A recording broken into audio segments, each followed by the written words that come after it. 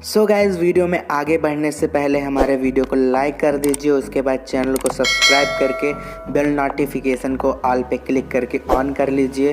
तो चलिए वीडियो को शुरू करते हैं। प्यारे छात्रों, मैं मनीष सोनी एक बार पुनः आपके अपने प्यारे से YouTube चैनल एमकेएस क्लासेस में स्वागत है। आज यह वीडियो 12वीं कक्षा के लिए गणित समाकलन का होगा। अभी तक हम लोग समाकलन में प्रश्नावली 7 तक पढ़ चुके हैं और उसका लिंक डिस्क्रिप्शन बॉक्स में दे दिया गया है। 7 के बाद आता है P, तो आज हम लोग 7P पढ़ेंगे। अब 7P पढ़ने से पहले उस प्रश्नावली के जितने भी क्वेश्चंस हैं वो एक नए कॉन्सेप्ट के ऊपर डिपेंड है। तो पहले हम लोग उस कॉन्सेप्ट के बारे में चर्चा कर लेते हैं, मिल लेते हैं, परिचय हो लेते हैं, जो हमारे इस प्रश्नावली में क्या होंगे, यूज होंगे।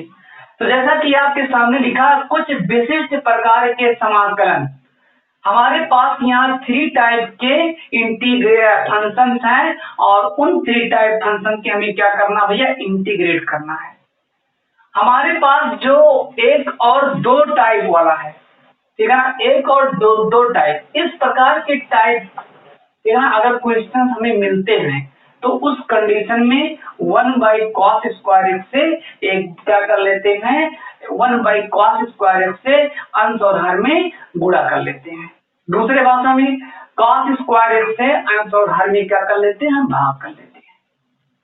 अब ये हमारे पास जो तीसरा वाला है, तीसरा टाइप है, वो दोनों से कुछ अलग है। क्या अलग है? यहाँ दोनों में कांस्टेंट टर्म अलग है, लेकिन यहाँ पर क्या है कि ये भी हमारा एक वेरिएबल होगा और ये भी हमारा क्या होगा, एक वेरिएबल होगा। तो यहाँ से क्या होगा भैया, ये a sin x लिखा, ये b cos x लिखा है। अगर इस टाइप के क्वेश्चंस मिलते हैं तो हम कैसे उसको सॉल्व करेंगे, आइए हम उसके कॉन्सेप्ट को समझते हैं। सबसे पहला चीज, आप लोग एक समकोण त्रिभुज बना लीजिए। क्या बना लीजिए आप लोग? समकोण त्रिभुज। तो यहाँ से आपका एक समकोण त्रिभुज बन गया। अब ध्यान दीजिएगा, ए और बी को क्रमशः आधार और लंब मान लीजिए। इसे आधार मान लिया गया और इसे लंब मान लिया गया और ये कोण मान लेते हैं अल्फा है। हालांकि आप चाहे जो कोण मान सकते हैं, कोई दिक्कत नहीं, लेकिन आपके बुक में अल्फा ही दिया है। ये हमारा हो गया लंब और ये हमारा हो गया आधार। अब हम लोग पाइथागोरस थ्योरम से इस कर्ण का मान ज्ञात कर सकते हैं, जो कि होगा रूट में a² + b²। भाई क्या होता है, कर्ण का वर्ग से दोनों भुजाओं के वर्गों के योग के बराबर होता है। अब इस प्रकार से हम लोग निकाल सकते हैं साइन अल्फा। साइन थीटा बराबर क्या होता है, लंब बटा कर्ण, और लंब का मान है b और कर्ण का मान कितना है, रूट में a² + b²। इसके बाद है cos अल्फा, तो इसका मान होता है आधार बटे कर्ण। आधार का मान है ये और कर्ण का मान है रूट में a² + b²। तो इस प्रकार से हमने साइन अल्फा और cos अल्फा के वैल्यू को फाइंड आउट कर लिया।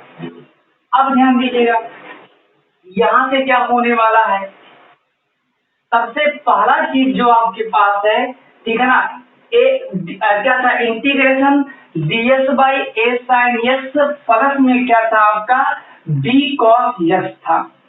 अब क्या करना है मुझे, इस कंडीशंस में हमें क्या करना है, ध्यान दीजिएगा, हमारे पास था dx बाई, ठीक है ना, a sin x plus b cos x। इतना भैया तुम्हारे पास फंक्शन ऑलरेडी था। अगर हम इसमें 1 का गुणा कर दें तो क्या इसके सेहत पर कोई प्रभाव पड़ेगा? नहीं पड़ेगा। अब यहाँ से क्या होगा, हम लोग कुछ करने वाले हैं। क्या करने वाले हैं, यहाँ से रूट में a² + b² और यही से हम लोग क्या कर देते हैं, गुणा भाग कर देते हैं और यहाँ इंटीग्रेशन। अभी भी इन दोनों, अगर इसको हल करेंगे तो वह नहीं मिलेगा। अब आइए इसको इस हर के साथ शिफ्ट कर दीजिए और एक कांस्टेंट टर्म होने के कारण बाहर कर दीजिए, इसका कोई कार्य हमारे पास नहीं है। मतलब अब हो जाएगा रूट में a square plus B square integration dx by, इस चीज का इसके साथ शिफ्ट कर दीजिए, सब में जाएगा, इसकी भी बाई होगा, इसकी भी बाई होगा, तो ये हो जाएगा ए बाई रूट में a square plus B square और उसके बाद साइन एक्स होगा प्लस बी बाई रूट में a square plus B square और साथ ही साथ हमारे पास क्या है कॉस एक्स है। अब ध्यान दीजिए, इस चीज को लिखने वाले हैं रूट में a square plus B square, इसको रहने दीजिए डी एक्स और यहां से आप वैल्यू फाइंड आउट कर लीजिए। ए बाई रूट में a square plus B square किसका मान है कॉस अल्फा, तो इसे हम कॉस अल्फा कर दिए और ये साइन एक्स रहने दीजिए ऐसे। और इसके बाद में यहां से देखिए b बाई रूट में a square plus B square, b by root में a square plus B square, ये किसका मान है साइन अल्फा है और इसके बाद ये क्या हो गया कॉस एक्स हो गया। अब इस चीज को हम कुछ और लिखना चाहते हैं, इसी चीज को थोड़ा सा हम सिस्टम से करने वाले हैं। 1 बाई रूट में a square plus B square d x by, इसे हम आगे sine x cos alpha plus, ठीक है ना, अब हो जाएगा कॉस एक्स साइन अल्फा। ऐसा हमने क्यों किया, हम लोगों ने पढ़ा है sign A cos B plus cos A sine B, sign A cos B plus cos A sine B, ये फार्मूला साइन ए प्लस बी का होता है। तो इस चीज को हम लोग लिखने वाले हैं कुछ इस प्रकार से, साइन ए प्लस बी, ए के जगह पर एक्स, बी के जगह पर अल्फा और डीएक्स ऐसे धारी दीजिए। अब क्या होगा 1 बाई रूट में a square plus B square, अच्छा भैया 1 बाई साइन थीटा क्या होगा कॉस थीटा, तो ये हो जाएगा cos x plus alpha d x हो जाएगा। अब इसके बाद क्या होगा, यहाँ से 1 बाई रूट में a square plus B square, हम लोगों ने पढ़ा है, क्या पढ़ा है integration cos x d x equal क्या होता है लॉग और मॉड में होता है tan x बाई 2, तो इस चीज को लॉग, ठीक है ना, tan x का मतलब कितना है x प्लस अल्फा बाई क्या हो जाएगा 2 और यही हमारा हो जाएगा आंसर। मतलब क्या है यार, मतलब बहुत आसान है, जब हमारा क्वेश्चन इस टाइप का होगा, मतलब जब क्वेश्चन का फंक्शन इस प्रकार से होगा तो हम इसी कॉन्सेप्ट को क्या करेंगे फॉलो करेंगे और उस तरीके से हमारा वो क्वेश्चन बहुत इजीली से क्या हो जाएगा सॉल्व हो जाएगा। तो चलते हैं, ये चीज को समझ में आया होगा, 100 में 50% समझ में आया होगा तो बहुत है, बाकी 50 बाय क्वेश्चन से आपको हम समझा देते हैं। तो चलते हैं, एक बार पुनः मैं समझा दे रहा हूँ, इस टाइप का या इस टाइप का क्वेश्चन मिलेगा तो आप सुन लीजिए बहुत ध्यान पूर्वक, याद कर लीजिए, जब इस टाइप का क्वेश्चन मिलेगा तो उस कंडीशन में अंश और हर में आप क्या करिए 1 बाई कॉस स्क्वायर एक्स से क्या कर दीजिए भैया गुणा कर दीजिए, या दूसरे भाषा में कह सकते हैं अंश और हर में कॉस स्क्वायर एक्स से भाग दीजिए।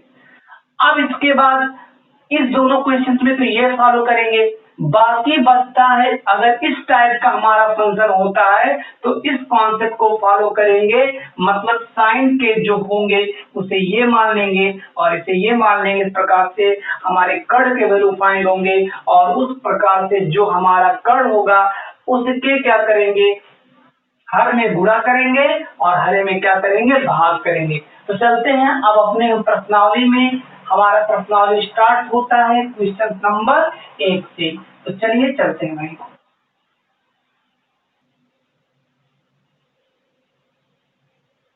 आइए क्वेश्चन नंबर पहला क्या कर, निम्नलिखित का मान ज्ञात कीजिए, जिसमें से क्वेश्चन मेरा पहला है, क्वेश्चन पहला है integration dx by cos x plus sin x, cos x plus sin x। अब आप विचार करिए कि ये जो हमारा फंक्शन है इस टाइप का है, कि इस टाइप का है कि इस टाइप का है। अब ध्यान दीजिएगा, हमारे पास जो फंक्शन है वो दिमाग का आप भी लगाइए कि ये हमारा थर्ड टाइप का फॉलो कर रहा है, क्योंकि यहाँ अगर केवल और केवल वन होता, केवल और केवल वन होता और यहाँ स्क्वायर होता तो शायद इस फॉर्म का मतलब इस तरीके का फॉलो करता, लेकिन हमारे पास कुछ इस प्रकार से ना हो करके हमारा जो क्वेश्चन लिखा है वो लिखा है integration dx by cos x plus sign x। तो ये हमारा थर्ड फॉलो कर रहा है। अब उसलिए हम लोग क्या करेंगे, चुपचाप एक समकोण त्रिभुज बनाएंगे और तुलना करने पर देखते हैं sin x का कोएफिशिएंट कितना है 1, cos x का कोएफिशिएंट कितना मान सकते हैं 1 और sin का कोएफिशिएंट कितना हो जाएगा 1 हो जाएगा। और इस प्रकार से 1 1 कर्ण का मान हो गया √2। इतना समझ में आ गया ना। अब अगला कार्य क्या करते हैं, ध्यान दीजिएगा, यहाँ से इसको हम ब्रैकेट में कर देते हैं, अगर 1 से गुणा कर देंगे तब भी cos x plus sin x ही बना रहेगा ना। और यहाँ अल्फा मान लेते हैं, आप चाहे जो मानिए, अल्फा गामा मामा चाहे जो मान लीजिए, कोई दिक्कत होने वाला उससे नहीं है। अब ध्यान दीजिएगा, यहाँ से dx रहने दीजिए और जो लिखा था cos x plus sin x उसे भी आप रहने दीजिए। अब हमने आपसे बताया √2 से गुना कर दीजिए और √2 से भाग कर दीजिए किसके फलन के हर में, इतना हो गया ना। अब क्या होगा, इस 1/√2 का अंदर भेज दीजिए, हमें कुछ काम करना है और √2 को बाहर कर दीजिए, मतलब हो जाएगा ये चीज 1/√2। और इसके बाद में ना समझ में आए तो एक लाइन और लिख देते हैं, dx बाई इस √2 को यहाँ रोक लो और इस √2 को यहाँ भेज दो, तो हो जाएगा 1/√2 cos x प्लस 1/√2 और ये हो जाएगा sin x। इतना तो समझ में आपको आ गया होगा। अब ध्यान दीजिएगा, ये कांस्टेंट टर्म है, इसका कोई काम नहीं है, नालायक है, ये नालायक है तो घर से बाहर कर दीजिए। 1/√2 हो गया और dx हो गया। आप बताइए 1/√2 किसका मान होता है भैया, आप चाहे cos का मान लीजिए चाहे sin का मान लीजिए, मतलब cos से भैया अंधेरा हो गया, लाइट चली गई थी, नाराज साहब आ गए थे यहाँ। अब ध्यान दीजिएगा, अब यहाँ आप sin 45 का मान कितना होता है 1/√2 होता है, 1/√2 होता है ना। तो यहाँ से आप लिख दीजिए अपेंडिक्स cos 45 का भी मान 1/√2 होता है। क्योंकि हमें formula sin a plus b का बनाना है, कर अर्जुन आ चुका है तो कौन आएगा, करण आएगा, मतलब cos आ चुका है कौन आएगा, sin आएगा। तो लिखेंगे इसे sin 45, ठीक है ना। और 45 डिग्री का मान कितना होता है π/4 होता है, तो 45 को लिख सकते हैं π/4 और उसके बाद में cos x। और यहाँ भी अब की बार कर्ण आया है तो कौन आएगा, अर्जुन, मतलब होगा भैया cos π/4 और होगा sin x। तो इस प्रकार से हमारा एक फार्मूला ड्राइव हो मतलब निकल चुका है, sin a cos b plus cos a sin b, और ये formula sin a plus b का होता है 1/√2 इंटीग्रेशन dx sin a का मतलब π/4 और प्लस ये है b मतलब x। इतना तो हो गया होगा काम। इसके बाद में 1/√2 और देखिएगा 1/sin थीटा क्या होता है, cosec थीटा होता है ना, तो यहाँ cosec लिख देंगे और थीटा के जगह पर कौन विराजमान है π/4 और प्लस में कौन है भैया x है। इतना समझ में आपको आ गया होगा। अब ध्यान दीजिएगा, हमने आपको फार्मूला बताया है कि अगर आपके पास इंटीग्रेशन cos x होगा तो इसका फार्मूला log mod में tan और x/2, तो यही चीज हो जाएगा 1/√2 log mod में tan, ये हमारे पास है π/4 और प्लस x/2 mod क्लोज कर दीजिए।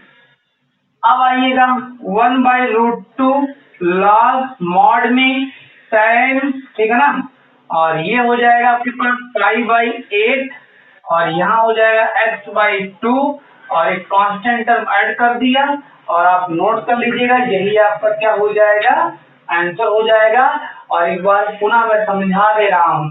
देखिए भैया, कॉन्सेप्ट अगर आपको समझ में आ गया तो क्वेश्चन कितने आसानी से लगा सकते हैं आप। कोई भी क्वेश्चन था, देखिए समाकलन बहुत आसान है, लेकिन विद्यार्थी सोचते हुए बहुत कठिन है, नहीं। आप जब तक उसके कॉन्सेप्ट और उसके टाइप नहीं समझेंगे तब तक आप अपने माइंड को वहां लगा नहीं सकते हैं। जैसे हमारा क्वेश्चन अगर इस प्रकार का है, अगर ये कॉन्सेप्ट नहीं फॉलो करेंगे तो ये क्वेश्चन लग पाएगा, नहीं लग पाएगा।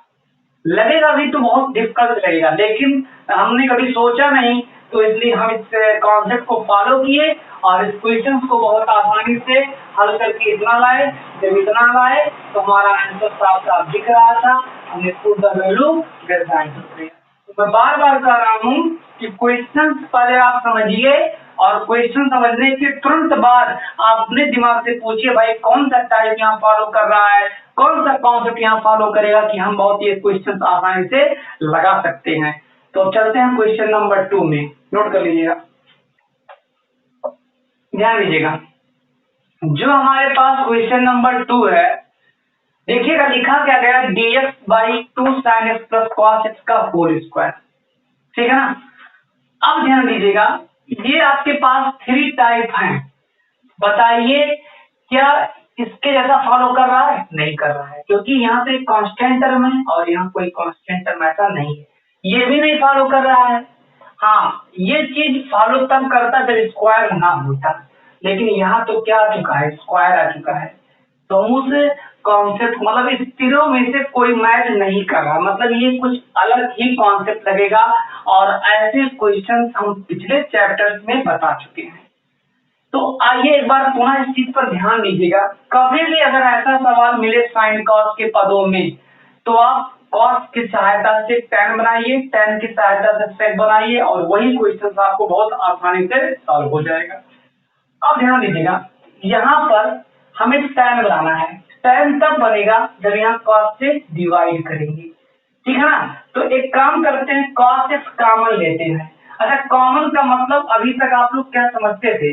कॉमन का मतलब उभयनिष्ठ, और उभयनिष्ठ का दूसरा भाषा हम लोग कह सकते हैं सर्वनिष्ठ, और सर्वनिष्ठ को हम दूसरा भाषा सर्वव्यापी, और सर्वव्यापी का माने भगवान। सर्व माने होता है सभी और व्यापी मतलब होता है व्याप्त। तो सभी कणों में कौन व्याप्त होता है? भगवान। मतलब क्या है भैया, यहाँ से कॉमन का मतलब हमने ये बताया। जैसे मान लेते हैं हमारे पास 2x + 2y लिखा है, तो बताओ दोनों पदों में कौन व्याप्त है? 2 व्याप्त है। तो आप क्या कर सकते हैं, 2 को कॉमन लेंगे, तो 2 को जब कॉमन लेंगे तो यहाँ बचेगा। लेकिन अगर हम कह दें आपसे, हमारे पास चलिए 2x + 2y था, तो आसानी से आपने 2 कॉमन लिया और x + y कर दिया। अच्छा, इसी कॉमन को अगर हम दूसरे भाषा में लें, 2 से गुना कर दे, 2 से भाग कर दे, तो कोई दिक्कत आ जाएगी क्या? बिल्कुल नहीं आएगी। इस 2 को रोक लो और 1/2 को भेज दो, तो 2/2 x 2/2 y। 2 से 2 डिवाइड होगा, कितना बचेगा? 1। x सेकंड में x, 2 से 2 डिवाइड होगा, कितना बचेगा? 1। y सेकंड में y। बताइए वही चीज मिला कि नहीं मिला? मुझे बिल्कुल मिला। तो कॉमन का मतलब क्या होता है भैया? भाग होता है। अच्छा, मान लेते हैं हमारे पास कहीं लिखा है 2x + 3y। अब मान लेते हैं आप कह रहे 3 कॉमन लो, तो कहेंगे बहु रहा है क्या, 3 कहां से कॉमन होगा भाई? 3 तो सब में नहीं है, लेकिन चलिए हम 3 कॉमन लेंगे। जहां 3 होगा वहां कुछ नहीं, y बचा, ठीक है, 3 गायब हो गया, और जहां नहीं था तो वहां भाग हो जाएगा। बात समझ में आ रहा है ना? ये चीज हो गया। अगर दूसरे भाषा में समझे हम लोग, तो यहीं पर 3 से गुणा करें और 3 से भाग करें और इस 3 को अंदर भेज देंगे, तो 2/3 हो जाएगा, और 3 में 3 का डिवाइड करेंगे 1 होगा, y करने में y होगा। बताइए दोनों सिमिलर है कि नहीं सिमिलर है? तो कॉमन का मतलब होता है भाग। अगर दोनों पद में कोई चीज है तो वहां से हट जाएगा, और किसी अगर एक पद में होगा तो वहां से हट करके दूसरे पद में वही क्या हो जाएगा? भाग हो जाएगा। तो भैया कभी भी अगर ऐसा सवाल मिले तो याद कर लीजिएगा, हमें tan बनाना है और sec बनाना है। तो आइए चलते हैं, यहाँ से क्या होने वाला है dx, और यहाँ से हम लोग क्या करेंगे भैया, cos x कॉमन लेंगे, और जब cos x कॉमन लेंगे तो अपने स्क्वायर के साथ बाहर निकलेगा। बात समझ में आ रहा है ना? जब कोई घर वर छोड़ता है तो अपने सामान को लेकर के निकलता है ना, तो cos x भी अपने घर से बाहर निकलेगा, अपने स्क्वायर को साथ में लेकर जाएगा। तो ये हो गया, और यहाँ नहीं है तो भाग होगा, और साइन बाई कॉस क्या होता है, tan, तो ये हो जाएगा 2 tan x, और यहाँ cos x हट करके कितना बचेगा 1, और यहाँ लगा दिए होल स्क्वायर। इसके बाद 1 बाई कॉस स्क्वायर x कितना हो जाएगा, sec square x dx by 2 tan x plus 1 का स्क्वायर होगा। अब साफ साफ दिख रहा है, अगर tan x है तो tan x का डिफरेंशिएट मतलब tan x का अवकल गुणांक कितना होता है, सेक स्क्वायर x होता है ना। तो चलते हैं, पूरे हर को हम t मान लेते हैं, तो late 2 tan x plus 1 equal t, and now differentiate respect to x on the both sides, then we get 2 tan x का डिफरेंशिएट कितना होगा, sec स्क्वायर x होगा, 1 का डिफरेंशिएट 0 होगा, और उसके बाद dt बाई कितना होगा, dx हो जाएगा। हमें वैल्यू फाइंड आउट करना है sec square dx, this condition से 2 का क्या हो जाएगा, डिवाइड हो जाएगा, और इस प्रकार से हमें मिलेगा क्या, sec square x dx equal 1/2 dt। तो भैया जहां भी हमारा sec स्क्वायर x dx होगा वहां आसानी से हाफ dt हम लोग लिख सकते हैं। तो चलिए चलते हैं, sec square dx half dt, half constant term है, इंटीग्रेट से बाहर हो जाएगा, और यहाँ dt होगा, और इसके बाद में 2 tan x प्लस 1 की जगह पर t होगा, और इसका स्क्वायर कर दिए। अब ध्यान दीजिएगा, यहाँ से पावर ऊपर निगेटिव हो जाएगा। अब इसी को थोड़ा सा सॉल्व कर लेते हैं, 1/2 और t टू पावर -2 का इंटीग्रेट करेंगे तो t टू पावर -2 प्लस 1 और मिलेगा आपको हाफ t टू पावर -1 और यहाँ हो जाएगा -हाफ, और इनवर्स से नीचे आएगा तो पॉजिटिव पावर होगा -हाफ, और t का मतलब कितना है, t का मतलब है 2 tan x plus 1, 2 tan x plus 1, और ये हमारा क्या हो जाएगा भैया, आंसर नोट कर लीजिएगा। ध्यान दीजिएगा, क्वेश्चन नंबर हमारे पास जो 3 है वो लिखा क्या है, D integration dx by 1 plus cos square x। ये जो हमारा क्वेश्चन नंबर 3 का फंक्शन है वो मैच कर रहा है इसके जैसा। तो हमने बताया अगर हमारा फंक्शन इस प्रकार से या इस प्रकार से बिहेव करता है, ठीक है ना, तो उस दशा में हम लोग क्या करते हैं, अंश और हर में 1 बाई कॉस स्क्वायर एक्स से गुणा कर देते हैं। दूसरे भाषा में कॉस स्क्वायर एक्स से अंश और हर में भाग देते हैं। बात समझ में आ रहा है ना?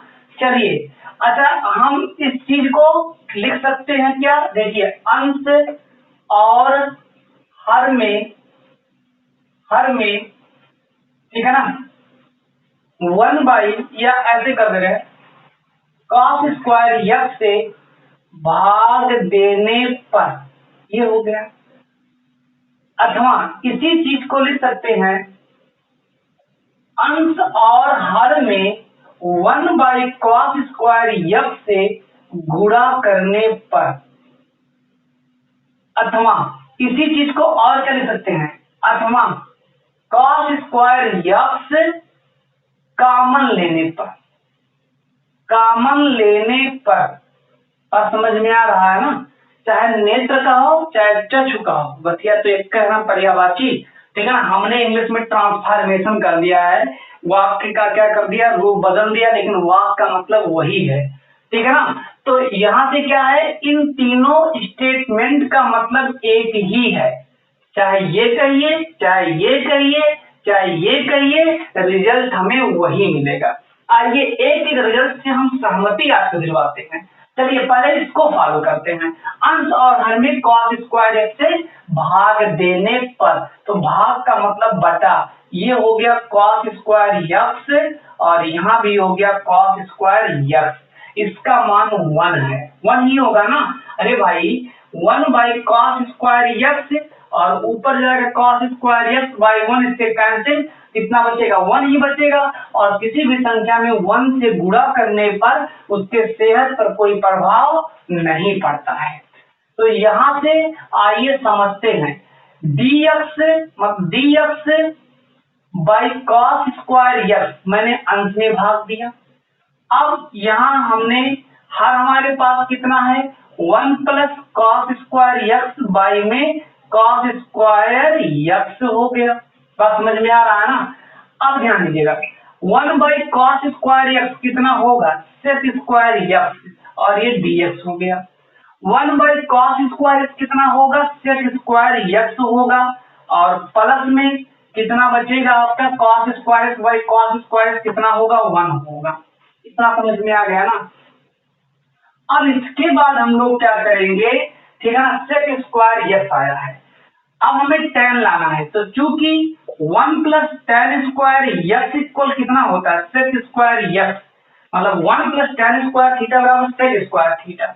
अब एक चीज ध्यान दीजिएगा, integration sec square x d x by sec square को 1 प्लस tan स्क्वायर यक्स और साथ ही साथ में आपका 1 है, ये हो गया d x by sec square x dx by 1 और 1 कितना हो जाएगा 2, तो 2 प्लस कितना बचा हमारे पास tan x का स्क्वायर।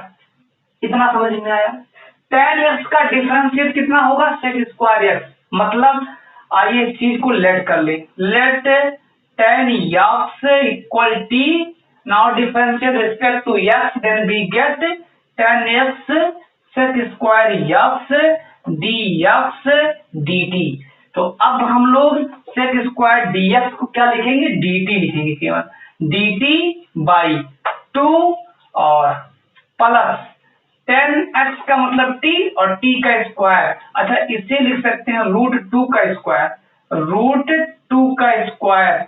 ऐसा क्यों किया, ऐसा इसलिए किया क्योंकि हमें पता है dx by a square plus x square equal होता है 1 by a tan inverse x by a, ये फार्मूला होता है हमारा।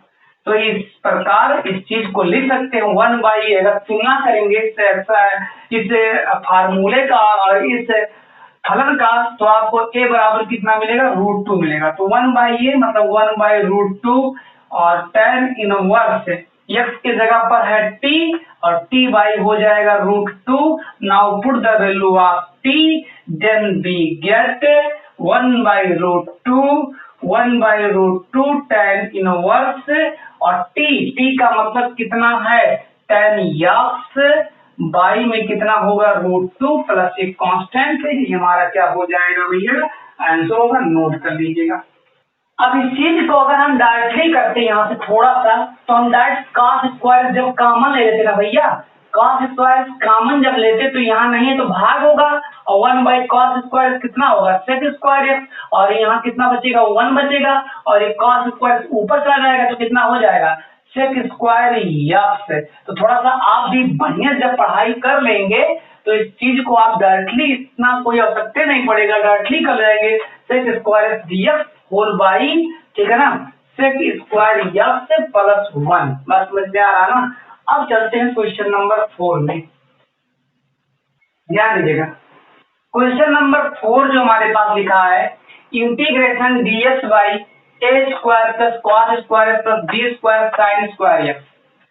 ना तो ये ऐसा व्यवहार कुछ कर रहा है, ना तो कुछ ऐसा कर रहा है और ये ना तो कुछ ऐसा कर रहा है। हाँ, ऐसे क्वेश्चंस में कभी भी मतलब कॉस साइन एक साथ मिले, ठीक है ना, तो वहां tan और sec बनाने का आप प्रयास करते रहें।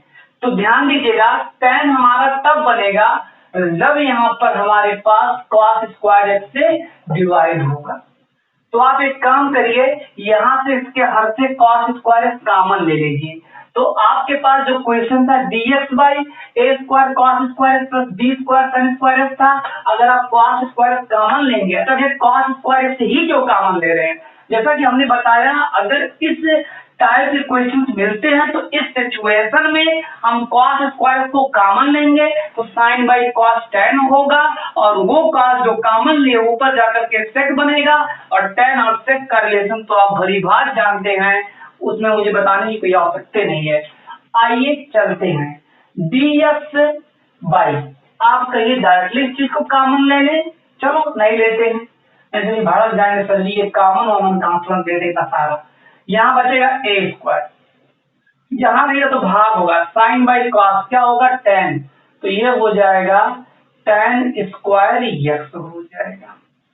अब ये ऊपर जाएगा तो हो जाएगा sec square X D x by A square plus B square, और ये हो गया टेन स्क्वायर एक्स। अब ध्यान दीजिएगा, इस हम लोग क्या करने वाले हैं, इस B square tan square X को कुछ ऐसा लिखने वाले हैं। चलो एक लाइन और करते हैं भाई। अब ध्यान दीजिएगा, इतना तो हो गया। अब हम लोग अगर यहां से बी टेन एक्स इस चीज को ऐसे लिखने वाले हैं, integration sec square X D x by A square plus B tan X का स्क्वायर, ठीक है ना। और अब इस चीज को अगर हम लोग t मान लें, बी टेन एक्स को t मान लें, तो आइए B tan X equal T, तो बी टेन एक्स का कितना होगा सेक स्क्वायर एक्स, और यहां मुझे मिलेगा D T by D X. हमें वैल्यू फाइंड आउट करना है sec square X D X का, तो आइए इस चीज को लिखेंगे sec square X D X equal, ठीक है ना, वन बाई बी, और ये डी टी हो जाएगा। तो आइए चलते हैं, अब हो जाएगा integration sec square X D X one by D D T, one by constant, इसको बाहर कर लेते हैं, डी टी बचा, और यहाँ बचेगा आपके पास ए स्क्वायर, और यहाँ बी टेन एक्स को टी लिखा है हमने, तो ये हो जाएगा टी स्क्वायर। और हमने आपको पढ़ाया है d x by A square plus x square equal होता है one by a, one by ए, और ये होगा टेन इनवर्स एक्स बाई ये मुझे मिलेगा। तो तुलना कर दीजिए, ठीक है ना, एक्स के जगह पर मुझे कितना मिल रहा है, टी मिल रहा है, तो आइए वन बाई बी, और ये हो जाएगा वन अपान ये, ए के जगह पर ये ही है टेन इनवर्स एक्स, एक्स का मतलब टी बाई ये, या one by A B tan inverse T, T का मतलब कितना है बी टेन एक्स बाई ए, और एक कांस्टेंट, यही हमारा सुंदर सा एक प्यारा सा नगमा होगा। नगमा माने भैया आंसर होगा, नोट कर लीजिएगा, ध्यान दीजिएगा। जो क्वेश्चन नंबर 5 आपके पास है, आपके पास यहाँ 3 अलग अलग, ठीक है ना, फंक्शन लिखे गए हैं। उस तीनों फंक्शन में से कोई ऐसा फंक्शन नहीं जिसको मैच कराए। स्क्वायर ना होता तो मैच हो ही जाता, स्क्वायर में मैच नहीं होगा, तब वही पुरानी बात होगी। पुरानी बात क्या होगी, हम टेन बनाएंगे, सेट बनाएंगे, उसके लिए कॉमन लेंगे, तो उसके लिए आप लोग इस चीज को स्वयं करेंगे। इसका आंसर मैं आपको बता दे रहा हूँ कितना आएगा, इसका आंसर आप लोग नोट कर लेंगे। आ रहा है इसका आंसर माइनस में वन बाई ए, और ब्रैकेट में ए टेन एक्स प्लस बी, और ये कांस्टेंट, इसको आप लगाएंगे और हमारे व्हाट्सएप नंबर 9670202372 पर क्या करेंगे भैया, इसका सलूशन भेजेंगे। बहुत अच्छे आप लोग सलूशन भेजते रहते हैं, उसके लिए आप लोग को धन्यवाद। आप ऐसे ही और लोग भी इसमें शामिल होइए ना, कि इसे देखते हैं अभी 10 लोग भेजते हैं, तो और लोग जितने लोग देखें वीडियो को लगाएं, सब लोग भेजें, ये अच्छा लगे। अभी कुछ ही लोगों का हमारे पास प्रोजेक्ट आता है, चलिए नोट कर लीजिए इस चीज को। क्वेश्चन नंबर 6 आपके पास क्या है, कह रहा है कि integration dx by whole by 1 minus sine two power 4x dx।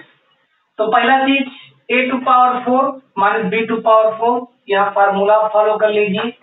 तो हो जाएगा dx a two power 4 minus b two power 4। इस चीज को लिखेंगे एक ब्रैकेट में a square plus b square और एक ब्रैकेट में a square minus b square.